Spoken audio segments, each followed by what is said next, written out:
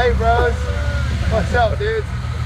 I paid him to say that, so I look cool on my interview, for the record.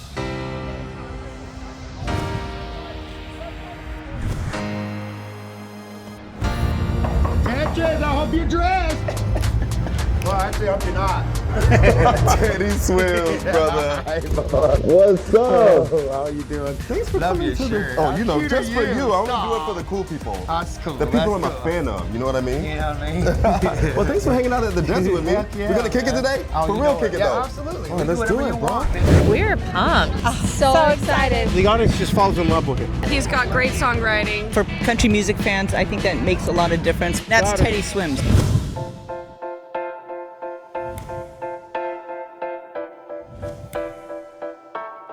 So, Teddy, my man, we've known each other quite some time. Yeah, really long So time I want now. to talk about your journey, but we got to start by going down memory lane, okay?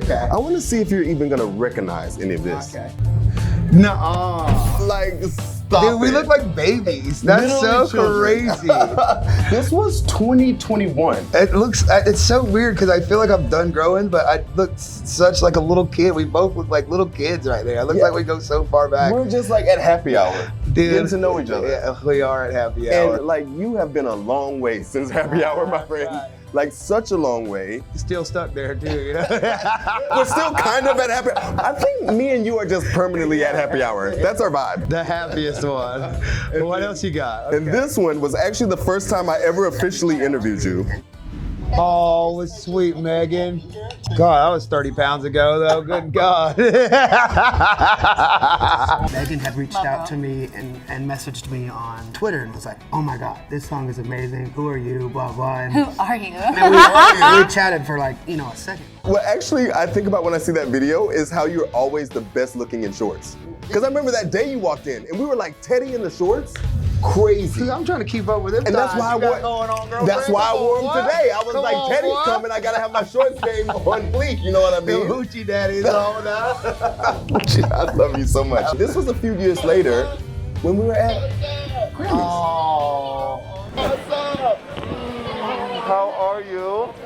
First of all, look at this. Oh, look at you. We gotta be fresh together. Sexy Aladdin over here, ain't it? Wait, Teddy Swims just called me sexy. And I stand by that. Sexy Aladdin is on my tombstone. It's been like Tetris Kelly, Sexy Aladdin. And I mean, that was like Grammy week. So just even, how was Grammy week for you that week?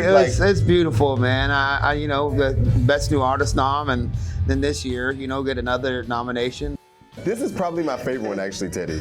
From topping the Hot 100 to calling into our show, what's up, Teddy Swims? Man, I'll tell you exactly what's going on right now. We're celebrating, and look at this, look at this. I know you're somewhere else, so I got 2 shots of tequila. I'm gonna take both of them, but one of them's for you, and then one's for me. But we're gonna celebrate this together. But you're not here, so I'm gonna take both of these. If that's okay with you. You got to. You got to. I mean, but it's like incredible to me because it's like you were in Vegas, I think. Yeah. And you had just got the Hot 100 #1. No, what a night too, and I woke up and God, I don't think we slept really, man, and we were trying to do the promo like the next morning, and we had to be there like 8, and I think I was up till 7, just dragging through. They call it the Vegas flu is what they told me it was called. So they said, don't worry, it happens all the time out here. It's fine, we get it, I totally understand.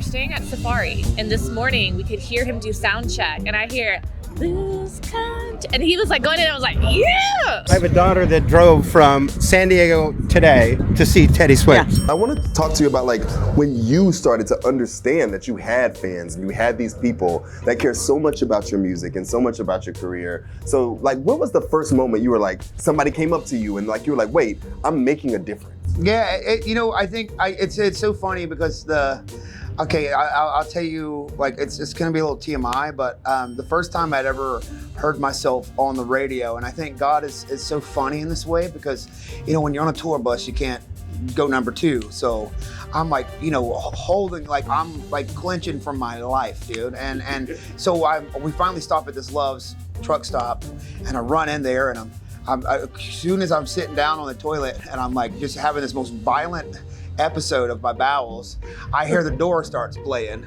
and I'm just laughing to myself because I was like, you know, the people it loves will never understand that the guy singing this song right now is having the most violent diarrhea in this stall. In this In the stall, Love's gas at this station, moment. in the middle of nowhere, you know, America, wherever we were.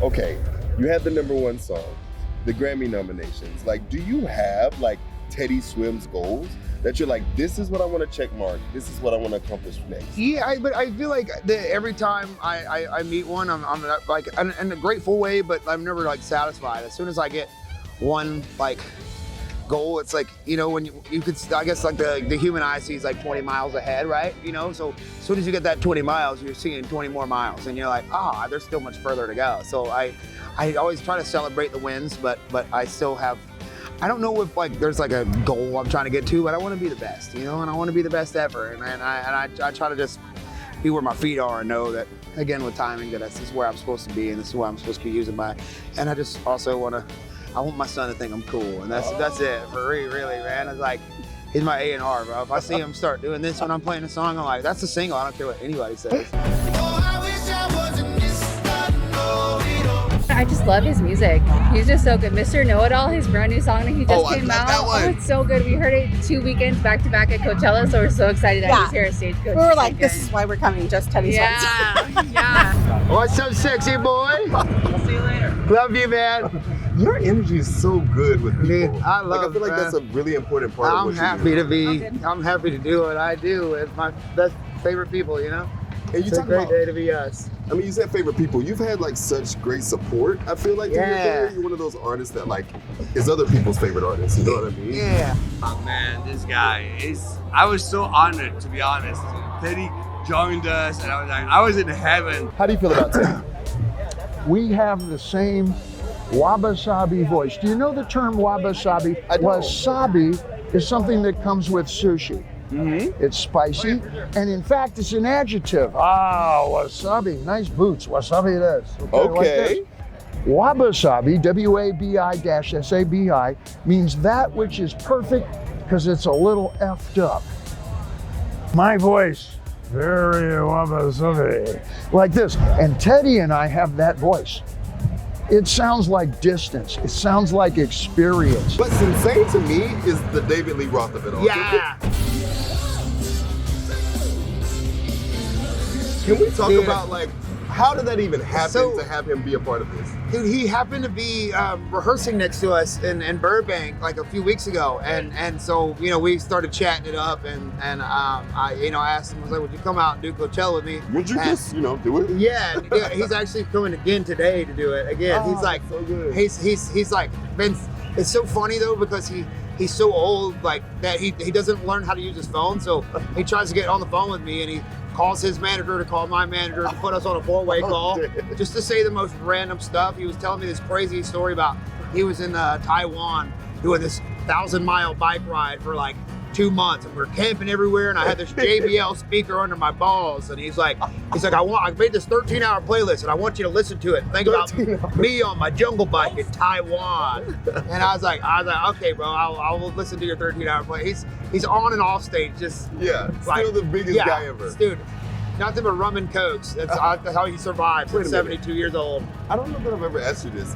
I hate rum. What's your spirit of choice? Yeah, I'm a tequila girl for Okay, sure. yeah, we're both tequila girls. Love that about 100%. us. And then also Lainey Wilson. Yeah, Another dude. great friend of yours. Hanging out with her on stage. What's that relationship Dude, like? she's so cool, man. Well, her boy Dallas Wilson, our boy Dallas Wilson, he's written so much with me. It's one of my first people I ever met. He'll be out here today too, but he writes everything with Lainey, and so we've been really close for a while. I love Lainey. She's so kind. She's getting married in a couple weeks too. Insane. She told me. Yeah. So she's like, boy, I get off stage at Stagecoach and I'm going right into my bachelorette party. I said, girl, I don't know how you're freaking doing it, girlfriend. Alright. Your little country ass, man. Who is your favorite vocalist? I'm interested. Otis Redding's my favorite of all time.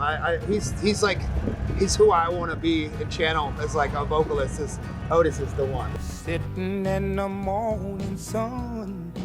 we played the interview earlier of you and Meghan. Like that was like that song, that moment was so early in your career. So how was it to have that support at that point? Dude, I mean, she's still been like her. I talk to Daryl all the time. They just had their girl too, right? Which is insane. Man, she's like, I think she's the precipice of what like a musician and a mother and just the balance of it all. I think like she's been such a steady hand in my life, and to watch somebody really have the balance and know what it, like her and Thomas Rhett too. Like he just finally had his first boy too, like 5 of them, and I'm like, got a beautiful family, 5 kids, and still doing it at such a high level and staying so humble and kind to his family and being there and being everywhere all at once. It's like I can't say more about a person and a parent and a performer. You know? And now you're doing it. Yeah, I try. I hope so. When we talk about your life and you're like in Vegas, you're at Stagecoach, you're at the Grammys. Now that you're a dad, like what is life like? Like how is it to raise this beautiful child? Dude, it's so cool. You know, the longest I've had to be, and I FaceTime him every day, but the longest I've had to go without him has been 3 weeks, and it's so hard when you're like, when he's 10 months old, you know, like every day is such a new chapter of like new thing that he's doing or figured out, you know, and it's such a wild thing to see. Like the other day, my buddy of mine bought his German Shepherd, and this was a couple months ago. He brought a German Shepherd over, and you know, Rambo like looked at him and was like, "What the hell is that?" And I was like, "Oh, you haven't seen an animal before, son." You know, I forgot that like these small things that I take for granted every day, like first time. Yeah, it's every food that he bites and tries, and he's just like, "What the hell?" And then, "Oh, I kind of like that," you know. And I take these small little things for granted, and he's like really taught me like the beauty of. Like watching him discover everything is so fascinating, and it's so like, I take so much for granted that I have at all times, you know, and I don't know how beautiful things are until I see him like, you know, like I can't wait to watch him like try Coca-Cola or something, you know, and be like, you know, and just be like, or the lemon, you have to do the lemon thing. Yeah, I got a video of me eating the lemon, it's hilarious, it's hilarious. And like, what was the first moment you shared I know your dad's here, right, today? Yeah. So like, what was the first time you called your parents or your mom and was like, hey, oh my God, I can't believe this is happening. You know, that was the first thing when I first got the Best New Artist nomination, and we were in Spain at the time, and I called my dad, and you know, I have it on video too of him just being like, "Well, hot dog, son, look what you done, buddy. I'm so proud of you, baby." And he's my first call for everything. You know, he's having him out here. He's my hero, and I like, you know, getting to share these moments with him and thinking about how proud he is he cries at every show, you know, and I now having a son too, I always think like, you know, whatever he does, if it's not this, whatever, you know, but whatever he does, I hope that I get that opportunity one day to be like, wow, look at him up there doing his damn thing, you know, doing his thing, and whatever that is, you know, and it's such a beautiful thing, man. Watching him be a granddad is the coolest thing ever, you know? My favorite relationship of yours, I gotta be real, Jelly. Oh, you and Jelly so fun, are Jelly. You guys are this. So like, what's it like to have him in your corner? Well, you know, we've kind of both come up like together at the same time, you know, like he's always been like him and Struggle Jennings is a dear friend of his. Like, I remember when I was still just Jayden Dimsdale online, like my first little covers on YouTube and stuff, they would always be like, "This is the best singer in the world." Like I had maybe 1,000 followers when Jelly was like, "You are the greatest of all time." He's got that heart. He's been by me through, so like we both kind of done this together, and I've just every time we see each other, just so proud of each other. And hey, bros, what's up, dude? I paid him to say that, so I look cool on my interview, for the record.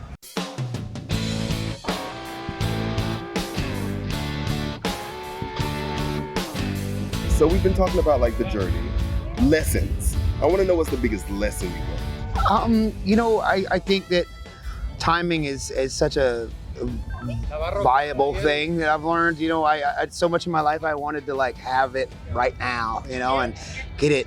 And I'm so grateful. Some kids can handle, you know, like Benson at 23 can handle this life and be just fine and is such a man about it. But if I would have gotten this at 23, I would have put that up my nose, you know. I would have absolutely ruined that. I would have absolutely, and I'm so grateful that I have the life lessons along the way, and the person. I'm glad I got it at 33. That I know how to handle this now, and I would have absolutely spun out, I think, if I would have.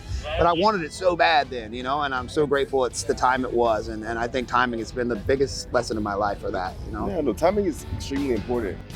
We just saw him backstage talking to you guys earlier, actually. Yes. I wanted to say hi so bad. I love those guys that were just like, Teddy. Yeah. And when you think about like how you've grown in that way with the fans and like that vibe, like what's your relationship like with them? Dude, I'm constantly, consistently grateful. I think, you know, I found too, the biggest thing for me is sometimes it's like the 7 a.m.s and you're at the airport and you've slept 3 hours and somebody's like, hey, can I get a picture? And you gotta like, I now, instead of like trying to put on the face and be like, you know, I used to try it, but if I don't got it now, I just try to meet them where I'm at. Just be honest with like, hey man, I'm so excited to see you. Sorry for my lack of enthusiasm. I'm at like 30% right now, girlfriend. And but I do love you and I want you to know I'm here, but my enthusiasm, I'm 2 right now, girl. So I do love you and I appreciate you and I'm happy to take a picture. And, you know, but if you just tell them you're at 30, they're, you know, people are more kind and, because I used to like exhaust myself with, hey, you know, even if and it's unrealistic. And so I just try to be grateful and prioritize my gratefulness regardless of the, you know, and not try to be too Chuck E. Cheese all the time, you know? Yeah. Chuck E. Cheese is crazy. Cool. Thank you so much. Thank you. Cheers, my friend. Cheers, brother. And I mean, you're talking about the single of What's Next and playing new music. Tell me something. You got to give me something. What are you working on? Where's the vibe going? So we're working on a lot of stuff. I've been like super into like, I don't know, like, you know, Phil Collins and like you know, like Sting and the Police lately.